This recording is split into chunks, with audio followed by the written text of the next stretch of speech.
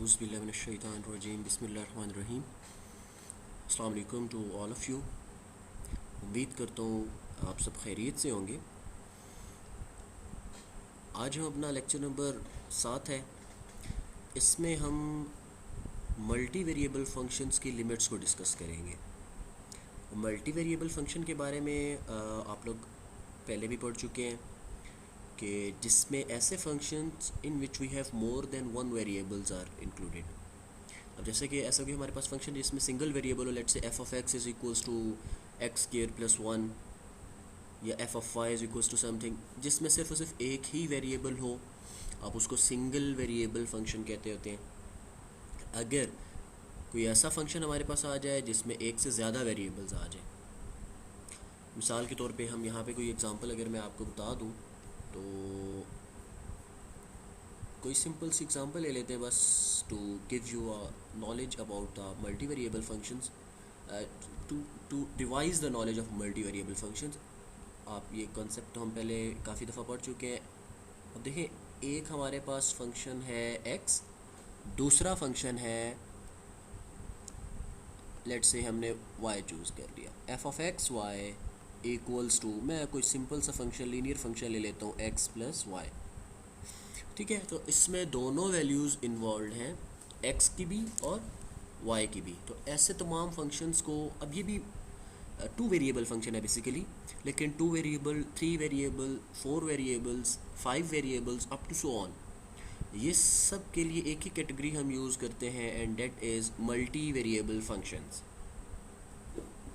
तो अब इनकी लिमिट्स हम कैसे फाइंड कर सकते होते हैं। लिमिट बेसिकली क्या होती है कि व्हाट इज़ देयर मैक्सिमम और मिनिमम रेंज, या उसकी रेंज क्या है, उसकी वैल्यू क्या हो सकती है। मैक्सिमम वैल्यू की तरफ अगर हम जाना चाहें किसी फंक्शन की तो वो क्या होगी, उसकी मिनिमम वैल्यू की तरफ कम से कम वैल्यू हम क्या ले सकते हैं, किसी भी फंक्शन की ज़्यादा से ज़्यादा वैल्यू क्या ले सकते हैं। तो इसको हम डिफरेंट एग्जांपल्स करते हैं, उन एग्जांपल्स के थ्रू हम देखेंगे कि हम किस तरह से इसको लेके चल सकते हैं। जी, तो सबसे पहले जो हमारे पास एग्जांपल है वो 2 वेरिएबल फंक्शन है। F of x y is equals to x square plus y square minus 4 whole square root. अब इसमें इसकी लिमिट के लिए बहुत ही इम्पॉर्टेंट चीज़ें हमने जो प्रीवियस लेक्चर में डोमेन और रेंज फंक्शन की डिस्कस की थी। डोमेन और रेंज का कंसेप्ट होना बहुत ज़रूरी है। डोमेन बेसिकली वो सेट होता है जिसमें से आप एलिमेंट्स यहाँ पे पुट करोगे। लेट्स से आप यहाँ पे कहते हो ना x square plus y square है, एक्स और वाई यहाँ पे आपके वेरिएबल्स हैं और आपने इन वेरिएबल्स की कौन कौन सी वैल्यूज़ पुट करनी है। बेसिकली ये चीज़ है डोमेन। रेंज क्या है, बहुत सी सिंपल वर्ड्स में मैं आपको बता रहा हूँ। रेंज इज़ कि जब आप डोमेन में से वैल्यूज़ लेके, एलिमेंट्स लेके इधर पुट करते हो, आपके पास कुछ ना कुछ आंसर आता है। वो जो आपके आंसर्स होते हैं वो आपके रेंज सेट में होते हैं। ठीक है, तो अब एक चीज़ मैं यहाँ पे और ऐड कर दूँ, यहाँ पे स्क्वायर रूट है और आप सबको पता है कि स्क्वायर रूट में अगर नेगेटिव आंसर आ जाए, कोई भी नेगेटिव नंबर आ जाए स्क्वायर रूट में, -1 आ जाए, -2, -3, कोई भी, द थिंग इज़ कि if you got negative sign, any negative number in the square root, तो वो आपके पास जो नंबर है वो कम्प्लेक्स नंबर बन जाता है, क्योंकि वो आयोटा बन जाता है। इमेजिनरी नंबर जिसे हम कहते हैं, कम्प्लेक्स नंबर भी कहते हैं, इमेजिनरी नंबर भी कहते हैं। मतलब इस फॉर्म में अगर हम यहाँ पे लिखें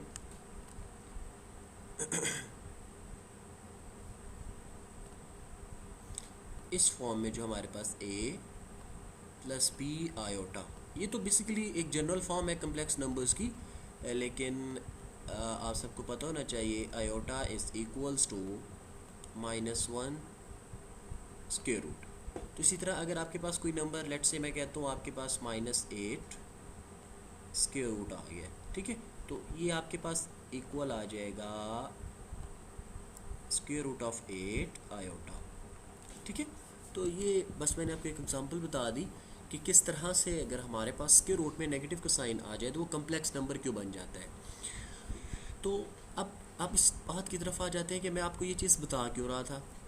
मैं इसलिए बता रहा था कि जब भी हम डोमेन या रेंज की बात कर रहे होते हैं, तो वहाँ पे हमने इस चीज़ का ख़ास ख्याल रखना होता है कि हमारे पास जो नंबर है वो कम्प्लेक्स फॉर्म में नहीं आना चाहिए, वो रियल नंबर आना चाहिए। तो डोमेन ऑफ एफ कंसिस्ट, तो अब हमारे डोमेन में सारे वो वाले एलिमेंट्स हो सकते हैं जिनको आप इधर एक्स और वाई की जगह पे पुट करो तो आपका आंसर नेगेटिव ना आए। ठीक है, आपका आंसर नेगेटिव नहीं आना चाहिए। आप ऐसे तमाम नंबर्स को पुट कर सकते हो। ठीक है, अब लेट्स से वो ऐसे कौन से नंबर्स हो सकते हैं? Obviously x square plus y square -4। X और वाई की आप ऐसी वैल्यूज़ चूज़ करोगे जिनका आप स्केयर करो, सम करो, ठीक है, और फिर क्या करते हैं, 4 जब उनमें से माइनस होगा तो वो पॉजिटिव आंसर आना चाहिए। ठीक है, फॉर एग्ज़ाम्पल कैसे, मैं इसको थोड़ा सा एक्सप्लेन कर देता हूँ। लेट्स से मैं x और y इक्वल्स टू 1 ले लेता हूँ। मैं हमने अपनी मर्ज़ी से रेंडमली चूज़ कर रहे हैं ना, x इक्वल्स टू 1, y भी मैं 1 ही चूज़ कर रहा हूँ। अगर मैं इसको पुट करूँ तो ये आ जाएगा 1 स्केयर 1 प्लस y की जगह भी 1 पुट किया -4 स्केयर रूट, ये आपके पास इट विल बिकम 2 -4 जो कि आपके पास आ जाएगा -2, जो कि नेगेटिव साइन आपके पास आ गया, और नेगेटिव साइन वाली वैल्यूज़ ये होती हैं। तो इसलिए आपके डोमेन के जो एलिमेंट्स होंगे उसमें आप x और y को 1 चूज़ नहीं कर सकते। ठीक है, बेसिकली ये जो सम है ना, इस सम का आप कैसे भी नंबर चूज़ करो, इस सम का 4 से बड़ा होना लाजमी है। इक्वल भी हो सकता है क्योंकि ज़ीरो आंसर आ जाए, ज़ीरो में कोई प्रॉब्लम नहीं है। हमें स्क्वायर रूट में सिर्फ और सिर्फ नेगेटिव साइन के साथ प्रॉब्लम होता है। तो क्यों प्रॉब्लम होता है? क्योंकि वो फिर कम्प्लेक्स नंबर्स बना देता है। ठीक हो गया, तो इसलिए हमने एक इन इक्वलिटी सेट कर ली कि x square plus y square must be greater और इक्वल्स टू 4, क्योंकि अगर ये ग्रेटर और इक्वल्स टू 4 होगा तो तभी ये 0 या ग्रेटर देन 0 आंसर आएगा। तो अगर आप गौर करें, हम प्रीवियसली जो सर्कल की इक्वेशन पढ़ चुके हैं, द सर्कल एट ओरिजिन, ठीक है, उसकी हमारे पास ये इक्वेशन होती है x square plus y square equals to A square. ठीक है, अब मैं इसको सर्कल की इक्वेशन के साथ, ये बेसिकली इक्वेशन होती है, अगर वैसे तो x minus H whole square होती है, ठीक है, plus this is the general equation of circle.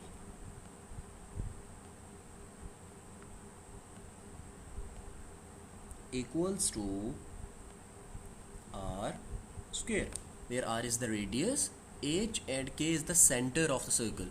अगर हम ओरिजिन पे इसको बना रहे हो, ओरिजिन ही हम इसका किसी भी सर्कल का सेंटर एज्यूम कर लें, तो हमारे पास h और k जो है ये 0 हो जाएगा, और हमारी जो इक्वेशन बन जाएगी वो बन जाएगी x square plus y square equals to r square. ठीक है, अब आप इसको इसके साथ कंपेयर करो, x square plus y square r square 4 किसका स्क्वायर बनेगा? तो ऑब्वियसली 2 का स्क्वायर होता है, तो आप 4 को 2 स्क्वायर लिख सकते हो। तो यहाँ से आपको पता चला कि इसकी जो डोमेन है, ये जो फंक्शन आपको गिवन है, इसकी डोमेन एक सर्कल होगा ऑफ रेडियस 2। ठीक है, ये वाला वाइट क्यों है, शेड क्यों नहीं किया गया? क्योंकि ये इसमें इंक्लूड नहीं हो सकता। ठीक है, इसके बाद क्योंकि अगर ये 2 के अंदर अंदर ले लें तो हमारे ये कम्प्लेक्स फॉर्म में आ जाता है, इसलिए ये सारा shaded region outside this circle. ठीक है, होपफुली इस एग्जांपल में आपकी कोई कन्फ्यूजन नहीं होगी। अगली एग्जांपल पे चलते हैं, बहुत इंटरेस्टिंग एग्जांपल है। Now we have the example f of xy is equals to log of xy। बहुत ही सिंपल सी एग्जांपल है। इस एग्जांपल में हमारे पास ये जो फंक्शन है ना xy, इसका पॉजिटिव होना ज़रूरी है। पॉजिटिव होना क्यों ज़रूरी है? क्योंकि हमें पता है हम किसी पॉजिटिव नंबर का लॉग ले सकते हैं। अगर हमारे पास कोई नेगेटिव नंबर आ जाएगा तो हम इसका लॉग नहीं ले सकते। अनडिफाइंड फॉर्म आ जाती है हमारे पास, maths error, syntax error, undefined form. अब ये नंबर पॉजिटिव कब हो सकता है? आप बहुत ही सिंपल है, एक्स वाई प्रोडक्ट है आपके पास। तो प्रोडक्ट में आपके पास बेसिकली कितनी कंडीशंस होती हैं प्रोडक्ट में, देखते हैं जी। अगर आप किसी पॉजिटिव को पॉजिटिव डॉट पॉजिटिव, तो पॉजिटिव आंसर आएगा। अगर आप किसी पॉजिटिव को नेगेटिव के साथ या किसी नेगेटिव को पॉजिटिव के साथ करोगे तो नेगेटिव आंसर आएगा। माइनस डॉट माइनस, ये आपके पास अगेन पॉजिटिव नंबर आ जाएगा। तो अब जब दो नंबर्स का प्रोडक्ट होता है आपके पास, तो आपके पास वी हैव टू पॉसिबिलिटीज़ जिसमें हमारे पास पॉजिटिव आंसर आ सकता है। कौन सी? First one and third one. तो इसलिए हम कह सकते हैं कि ये जो x और y हैं, या तो ये दोनों पॉजिटिव हों या दोनों नेगेटिव हों। तो इसकी डोमेन में हमारे पास कैसे एलिमेंट्स आ सकते हैं? या दोनों पॉजिटिव हों x और y, या दोनों नेगेटिव हों। क्यों हों? क्योंकि अगर दोनों पॉजिटिव होंगे तो प्लस इंटू प्लस प्लस में आंसर आएगा। अगर दोनों नेगेटिव होंगे माइनस इंटू माइनस फिर पॉजिटिव में आंसर आएगा। हमारी मजबूरी है, क्योंकि लॉग, नेचुरल लॉग हम ले रहे हैं। नेचुरल लॉग हम सिर्फ और सिर्फ पॉजिटिव नंबर्स का ही ले रहे होते हैं, ठीक है। तो for the real values of logarithmic function x y greater than, must be greater strictly, यहाँ पे अगर इक्वलिटी का साइन हो तो फिर वो नॉर्मल होता है, नॉर्मल इनइक्वलिटी होती है।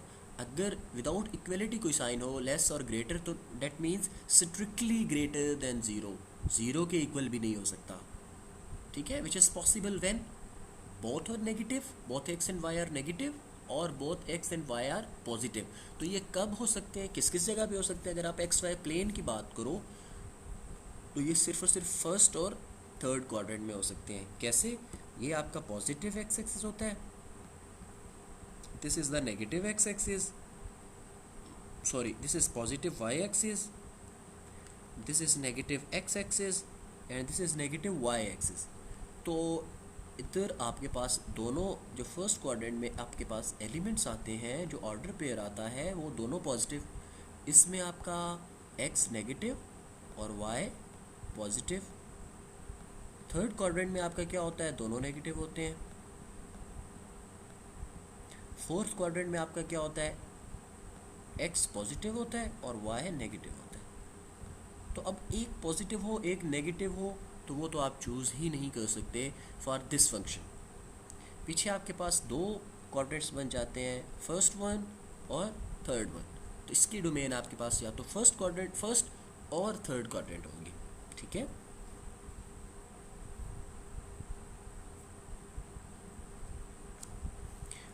नेक्स्ट एग्जांपल देखते हैं। नेक्स्ट एग्जांपल हमारे पास है f of x, y and z। तो ये भी ऑब्वियसली हमारे पास मल्टी वेरिएबल फंक्शन है।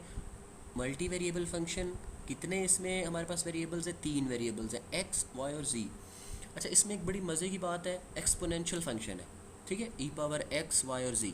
तो ये पॉजिटिव हो नेगेटिव हो तो इसमें आपके इंटायर रीजन आ सकता है, इसमें कोई ऐसा मसला नहीं है। तो इसमें सिंबल बस आप लिख दोगे, domain of f consist of the entire region of 3 dimensional space, ठीक है।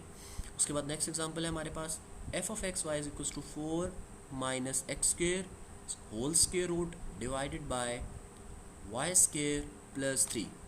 अब देखिए यहाँ पे अगर आप गौर करें तो पहले डिनोमिनेटर की बात करेंगे हम। डिनोमिनेटर में हमारे पास क्या है? डिनोमिनेटर में अगर आप गौर करें तो देखते हैं जी वाई स्क्वेयर प्लस 3 ऐड हो रहे हैं दोनों, ठीक है, दोनों टर्म्स ऐड हो रही हैं और y का स्क्वायर है। तो डिनोमिनेटर में हमारे पास कोई ऐसा सच प्रॉब्लम नहीं है, ठीक है। आप कोई भी नंबर चूज़ करोगे, आप बेशक पॉजिटिव नंबर चूज़ करते हो, बेशक नेगेटिव नंबर चूज़ कर लो, नेगेटिव नंबर को भी ये जो स्क्वायर है ये ऑटोमेटिकली क्या कर देगा? पॉजिटिव कर देगा। तो डिनोमिनेटर में तो हमारे पास एक ही प्रॉब्लम जो एग्जिस्ट करता है वो ये है कि डिनोमिनेटर ज़ीरो हो जाए। तो वो यहाँ पे हो ही नहीं सकता, क्योंकि y is we have the square of y। तो y अगर नेगेटिव वैल्यू भी अगर हम पुट कर दें तो कोई प्रॉब्लम नहीं है। न्यूमरेटर में क्या प्रॉब्लम हो सकता है? वैसे यूजुअली न्यूमरेटर में हमें कोई मसले मसाइल नहीं होते, but in this case we have the square root of 4 minus x square. तो इसलिए हम यहाँ पे इस चीज़ का ख्याल करेंगे कि हमारे पास स्क्वायर रूट में नेगेटिव साइन ना आए। अगेन अगर नेगेटिव साइन आ जाए तो फिर क्या मसला हो सकता है? वही मसला हो सकता है जो ऊपर हमने एग्जांपल में देखा कि कम्प्लेक्स नंबर आ जाएगा, जो कि हम उसको नहीं लेके चल सकते अपने डोमेन में। तो अगर नेगेटिव आंसर से बचना है तो ये जो 4 माइनस एक्स स्क्वायर है इसका पॉजिटिव होना ज़रूरी है। पॉजिटिव कब हो सकता है? जब ये ग्रेटर और इक्वल्स टू, इसका आंसर ज़ीरो, ग्रेटर और इक्वल्स टू ज़ीरो आएगा। तो सिंपल है, ये हमारे पास इनइक्वालिटी है। ठीक है, दिस इज़ द इनइक्वालिटी। तो आप देखिए ना, 4 माइनस एक्स स्क्वायर ग्रेटर और इक्वल्स टू ज़ीरो। आप x को इधर भेज दो, क्योंकि आपने x की वैल्यूज़ को ही पुट करना है। x स्क्वायर, अगर आप दोनों साइड पे स्क्वायर रूट लो तो यू नो डैट कि जब whenever we take the square root of any number we got two signs, positive and negative। तो ये हमारे पास एक रेंज आ जाएगी that x is greater, x must be greater or equals to -2 and less or equals to 2। तो x की हमारे पास यहाँ पे रेंज सेट होगी। y के लिए हमारे पास प्रॉब्लम नहीं है, y can be positive, y could be negative, उसमें कोई प्रॉब्लम नहीं है, हमारे पास रिलैक्सेशन है। तो ग्राफ पे जब हम इसको ड्रा करेंगे तो हम क्या करेंगे, एक जो बाउंड्री सेट कर दी जाएगी that will be in between 2 and -2। Okay, so x is equals to 2, x is equals to -2 हमने ड्रा कर लिया। y वाली इंटायर स्पेस आ जाएगी in between x is equals to 2 and x is equals to -2। ठीक है, ये बिल्कुल straight line x is equals to 2 पे आएगी। कैसे? लेट्स से मैं रफली speaking, if this is x is equals to 1, this is automatically x is equals to 2, this is the origin, and this will be mine x is equals to -1, x is equals to -2। x is equals to 2 means here you have only one variable। ठीक है, so there is no value for y की कोई भी अगर आप value, let's say y आप अगर 0 कहते हो तो x is equal to, y आप 1 कहो तो यहाँ y2, y3, y negative sign ले लो। तो जब है ही नहीं y तो x इज़ कांस्टेंट। तो सिंपल आपके पास जो x इज इक्वल्स टू 2 वाला पॉइंट है इसके ऊपर एक लाइन ड्रा कर दोगे आप। इसी तरह आप x इज इक्वल्स टू -2 पे भी एक लाइन ड्रा कर दोगे। ठीक है, तो ये आपके पास स्पेस आ जाएगी for this function f of x y equals to 4 minus x square divided by y square plus 3।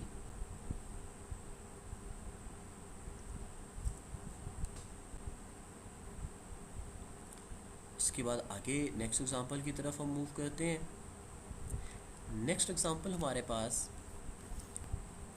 With 3 variables है, multi variable function with 3 different variables x, y and z having a whole square root of the given function। जब भी आपके पास square root की बात आ जाए हमारे पास सिर्फ और सिर्फ एक ही प्रॉब्लम होता है, and that is complex number. हमने कम्प्लेक्स नंबर से अवॉइड करना होता है। ठीक है, अगर हम कम्प्लेक्स नंबर से अवॉइड कर लेते हैं तो इसका मतलब हमें कोई प्रॉब्लम फेस नहीं करना पड़ेगा। ठीक है, तो चलिए स्टार्ट करते हैं इसको।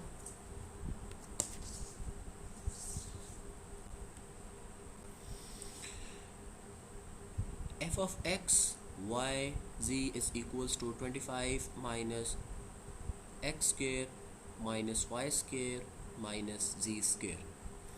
तो अब देखें ये जो इंटायर फंक्शन है आपका 25 minus x square minus y square minus g square, इसका पॉजिटिव आंसर आना लाजमी है।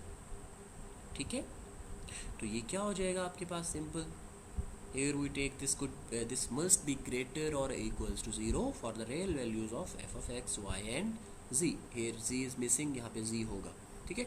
तो x square plus y square z square is less or equals to 5।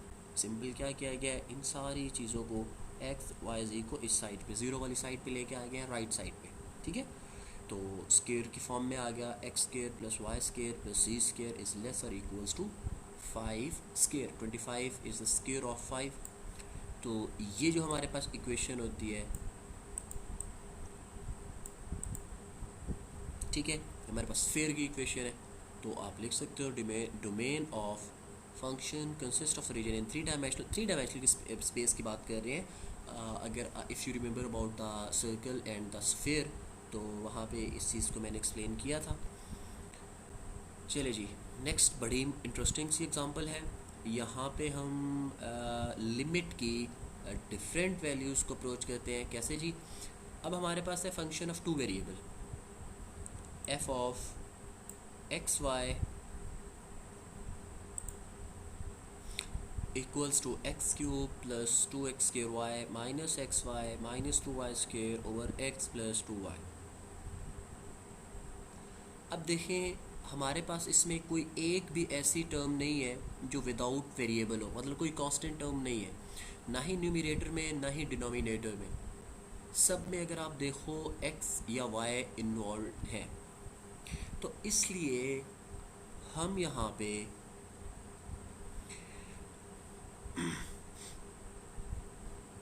Zero zero के ऊपर जो है इसकी लिमिट एग्जिस्ट, ज़ीरो ज़ीरो पे डिफाइन क्यों, अगर आप x और y ज़ीरो पुट कर दो तो क्या हो जाएगा, zero plus zero minus zero divided by zero plus zero, तो ज़ीरो बाय ज़ीरो फॉर्म आ जाएगी and zero by zero form is undefined. अब यहाँ पे एक बड़ी इंपॉर्टेंट स्टेटमेंट लिखी हुई है, f of 0 0 is not defined but we see that limit exists। अब f of 0 0 डिफाइन नहीं है but limit exist. Limit basically क्या होता है, अप्रोच कर रहा होता है। जब हम कोई भी क्वेश्चन करते हैं ना कि limit x approaches to zero, approaches to zero का मतलब क्या होता है कि that is not exactly zero but approaches to zero, मतलब इतना नज़दीक है ज़ीरो के कि हम उसको ज़ीरो ही कंसीडर कर रहे होते हैं। अगर आपको याद हो तो अप टू FSC लेवल आप यही करते आते हैं। FSC लेवल तक हम क्या होता है, x approaches to 2, x approaches to 0, x approaches to 5, हम क्या करते थे, x और y की जगह जो भी मतलब हमारा फंक्शन होता था वहाँ पे वो वैल्यू पुट कर देते थे, फटाफट पुट किया, आंसर निकाला, जी ये हमारा जवाब आ गया। लेकिन बट यहाँ पे हम थोड़ी सी एडवांस लेवल की बात कर रहे हैं। तो अगर हम लिमिट की डेफिनेशन की बात करें, यहाँ पे अगर आप लिमिट की डेफिनेशन देखें ना, limit is the value that a function approaches as the input, approaches to some value, approach not exactly, approach करता है। मतलब लेट्स से अगर मैं यहाँ पे कह रहा हूँ ना कि x approaches to 1, that doesn't mean कि x is exactly 1, no, that means x is point 999 something, ठीक है।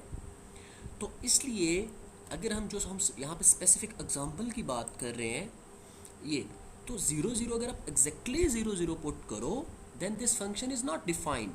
बट अगर आप नियर टू 0 कोई वैल्यू पुट करते हो, लेट्स से अगर आप अप्रोचेस टू 0 0 थ्रू x है, अगर आप x एक्सेस के थ्रू जा रहे हो, मतलब अगर आप x 0 पुट कर दो, x वैल्यू अप्रोच कर दो थ्रू x एक्सेस जा रहे हो, और y तो ऑब्वियसली जब आप थ्रू x एक्सेस अप्रोच करना चाह रहे हो तो y आपके पास होगा ही नहीं, तो ऑटोमेटिकली नहीं होगा। तो इसका क्या मतलब है, y विल बी 0। तो जी 0.5, 0.25, 0.1 माइनस 0.25 माइनस 0.1, तो ये आपके पास ये जो स्टेटमेंट है, ये जो क्वेश्चन है, इसके आंसर्स आएंगे, ठीक है। ये थोड़ा सा आपका कैलकुलेटर वर्क है जो कि आप लोग खुद कर सकते हो। सिंपल आप x की जगह करना क्या है, आपने इसमें x की जगह 0.5 पुट करना है, y 0 हो जाएगा, ठीक है। जब आप x की जगह ये क्या हो जाएगा 0.5 क्यूब प्लस ये तो y 0 है तो ये 0 0 0, नीचे भी क्या हो जाएगा 0.5 क्यूब डिवाइडेड बाय 0.5, ठीक है। इसी तरह अगर आप इसको y एक्सिस के थ्रू अप्रोच करना चाहते हो, तो जब आप y एक्सिस के थ्रू अप्रोच करना चाहोगे तो आपका x 0 हो जाएगा, ठीक है। अब स्मॉलर वैल्यूज़ पुट करो, 0.1, 0.001, 0.0001, ठीक है। तो डिफरेंट वैल्यूज़ पुट करके देखो तो आपके पास लिमिट डिफाइंड है। अब आपके पास अनडिफाइंड फॉर्म नहीं आ रही। बेशक ये कोई छोटे नंबर्स आ रहे हैं but they are not undefined, they are defined numbers. तो यहाँ पे हमने क्या देखा, हमने देखा कि अगर हम इसको एक्स एक्सिस के थ्रू अप्रोच करें या वाई एक्सिस के थ्रू सेपरेटली अप्रोच करना चाहें तो फिर क्या इसके फंक्शन ये जो अनडिफाइंड है एट 0 0, तो फिर इसके आंसर्स क्या आते हैं। हाँ, अगर हम एक ऐसा केस भी यहाँ पे डिस्कस करते हैं कि अगर हम एक्स और वाई को सेम चूज़ करें, मतलब अगर आप एक्स वन लेट से अप्रोच कर रहे हैं ना ज़ीरो को, तो आप ऐसे ही कोई नंबर्स लोगे। लेट से अगर आप एक्स 0.5 ले रहे हो तो वाई भी आप 0.5 लोगे। अगर आप x 0.25 चूज़ कर रहे हो तो y भी आप 0.25 ही चूज़ करो। देखते हैं आगे, ये देखें जी, approaching to 0 0 through y is equals to x, दोनों सेम होने चाहिए, ठीक है। 0.5 0.5, 0.1 0.1, ये बेसिकली बस आपने ये वैल्यूज़ फंक्शन में पुट करनी है, कैलकुलेटर पे आपके आंसर्स आते जाएंगे, ठीक है। हाँ, किसी को कोई प्रॉब्लम होता है तो वो मुझे डायरेक्टली कांटेक्ट करे, मैं उसको समझा दूँगा। 0.1 0.1 0.001 0.01 0.01 पुट करें, दोनों बेसिकली क्या, दोनों x और y की वैल्यूज़ सेम होनी चाहिए।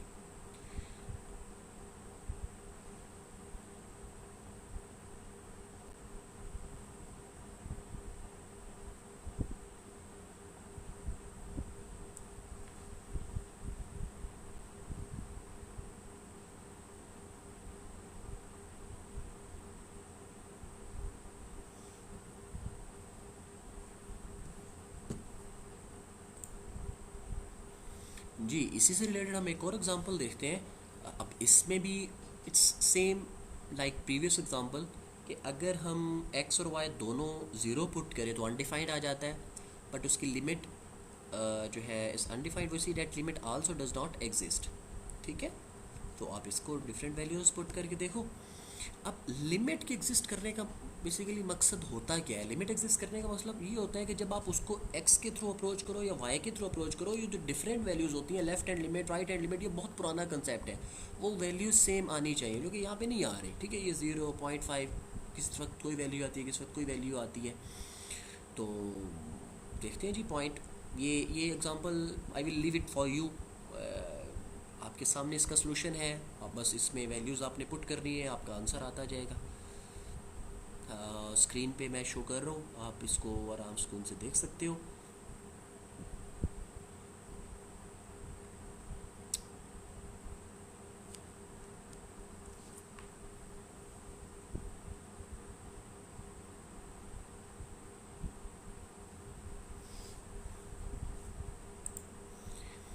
जी, अभी हमने देखा कि लिमिट क्यों एग्जिस्ट नहीं करती, तो बहुत ही सिंपल सा है।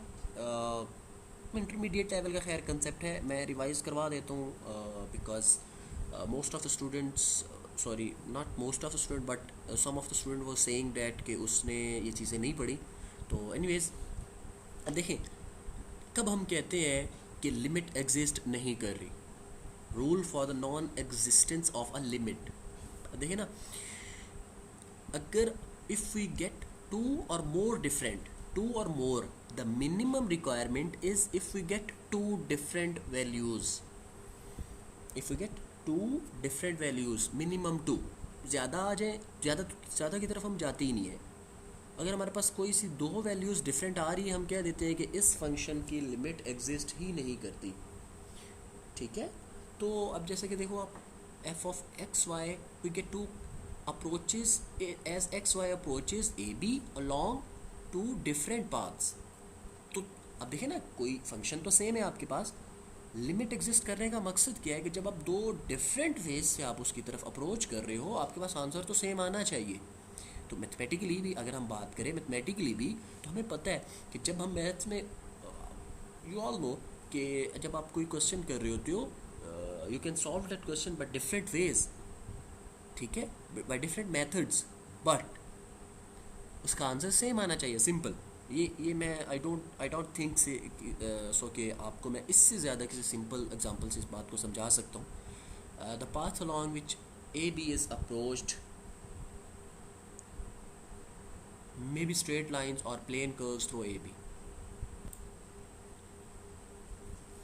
नेक्स्ट एग्जाम्पल है हमारे पास limit x y approaches to 2 1। X y approaches to 2 1 means x is equals to 2, x approaches to 2 and y approaches to 1।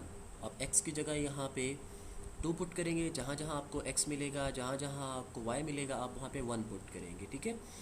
Limits की कुछ प्रॉपर्टीज़ भी होती हैं, जैसे कि एडिशन, सब्ट्रैक्शन, मल्टीप्लिकेशन, इन सारी चीज़ों की कुछ ना कुछ प्रॉपर्टीज़ होती है ना, कि किस तरह से आप इसको डिस्ट्रीब्यूट कर सकते हो, नंबर्स को किस तरह से अप्लाई करते हो। इसी तरह लिमिट्स की भी कुछ प्रॉपर्टीज़ होती हैं। लिमिट्स आप जैसे कि यहाँ पे इस here we have the limit of this whole function, entire function, तो अब न्यूमरेटर की लिमिट अलग आएगी, डिनोमिनेटर की अलग। ठीक है। जब ब्रैकेट ओपन करेंगे तो हर फंक्शन की सेपरेट लिमिट आएगी, बट हम यहाँ पे ज़रूरी नहीं है कि हर फंक्शन की लिखें, हम डायरेक्टली इस लिमिट को पुट कर सकते हैं। जब आप वैल्यूज़ पुट करोगे तो आपके पास simple 8 + 8 2 cube, 2 square into 2 again 2 cube, -2 तो 8 + 8 16 -4 तो 12 डिवाइडेड बाई 4 विल बी 3। इसी तरह अगर आपके पास नेक्स्ट एग्जांपल है x y over x square plus y square. अब यहाँ पे अगर आप देखो ना 0 0 पुट करो तो ये अनडिफाइंड फॉर्म आ जाएगी। ठीक है। एक्स भी 0 वाई भी 0, तो ये कौन सी फॉर्म बन जाती है हमारे पास? 0/0 फॉर्म। ठीक है। 0/0 फॉर्म। अब 0/0 फॉर्म ये तो अनडिफाइंड फॉर्म है। ठीक है। जो कि हमारे पास क्या है? Undefined form. इसके साथ तो हम आगे इसको लेके चल ही नहीं सकते, तो इसलिए हमें इसका कोई अल्टरनेट वे यूज़ करना पड़ेगा। अल्टरनेट वे यूज़ करने के लिए हमने यहाँ पे कौन सा चूज़ किया? We have choose to solve this example by using polar form. ठीक है। पोलर फॉर्म क्या थी? We have to put x is equals to r cos theta and r sin theta. जहाँ जहाँ x है आप उसकी जगह r cos थीटा पुट करोगे, जहाँ जहाँ y है आप उसकी जगह r sin थीटा पुट करेंगे। इससे हमें क्या फ़ायदा होगा देखते हैं। r square r into r, r square cos theta sin theta divided by, देखिए r हमने कॉमन ले लिया स्क्वायर, तो cos square plus sine this is equals to 1। ये हमारे पास 1 होता है। ये r आप इस सिंगल r के साथ कैंसिल आउट कर सकते हो, आपके पास ये एक्सप्रेशन बचेगा where r must be greater than 0। ठीक है। एंड वी नो डैट जब हमने पोलर फॉर्म की थी तो r की value x square plus y square होती है, so r approaches to 0 as x y. क्यों? इसका क्या मतलब है? लिमिट। अब देखिए हमारे पास लिमिट चेंज हो रही है। ठीक है। हम x और y से पोलर कोऑर्डिनेट्स में आ रहे हैं। पोलर कोऑर्डिनेट्स में जो हमारे वेरिएबल्स क्या है वो है r। ठीक है। तो हमारी लिमिट भी अब चेंज होगी। लिमिट चेंज होगी तो ये हमारे पास r है, तो आप पुट करोगे x और y किसको अप्रोच कर रहा है? x और y 0 को। आप x और y 0 पुट करोगे तो r भी किसको अप्रोच करेगा? ऑटोमेटिकली 0 को ही अप्रोच करेगा। ठीक है। तो फिर आप इसमें पुट करें limit r approaches to 0, r cos theta sin theta 0। 0 एक डिफाइंड फॉर्म है, एक डिफाइंड नंबर है, इससे कोई प्रॉब्लम नहीं है। आगे हम थोड़े से रूल्स को डिस्कस कर लेते हैं रिगार्डिंग लिमिट्स। सबसे पहले है, अगर आपके पास किसी फंक्शन की लिमिट आप ले रहे हो और c कोई कांस्टेंट है तो वो कांस्टेंट उस लिमिट के बाहर आ जाएगा। ठीक है।